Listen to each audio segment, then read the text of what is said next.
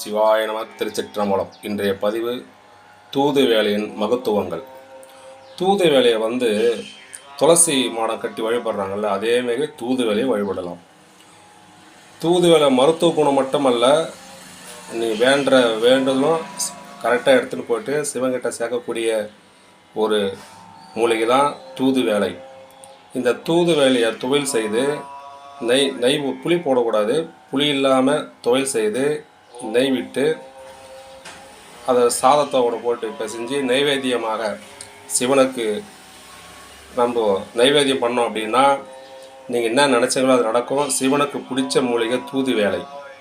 இந்த தூது வேலை மருத்துவ குணம் மட்டும் இல்லைங்க, நீ என்ன நினச்சி வேண்டுறீங்களோ அந்த வேண்டுதலை கரெக்டாக கொண்டு போயிட்டு சிவகிட்ட சேர்க்கும் அது. சரிங்களா? தூது வேலை அது மட்டுமல்ல, தழை அதில் கொடி கட் பண்ணி நல்லா இடித்து சூப்பு மாரி வச்சு குடிச்சிங்க அப்படின்னா இந்த கிட்னியில் உள்ள கல்லாம் கரைஞ்சி போகும். வீசிங் ப்ராப்ளம் சரியாகும். சளி, இருமல், தும்பல் எல்லாமே குணமாகக்கூடிய ஒரு மூலிகை தான் தூது வேலை.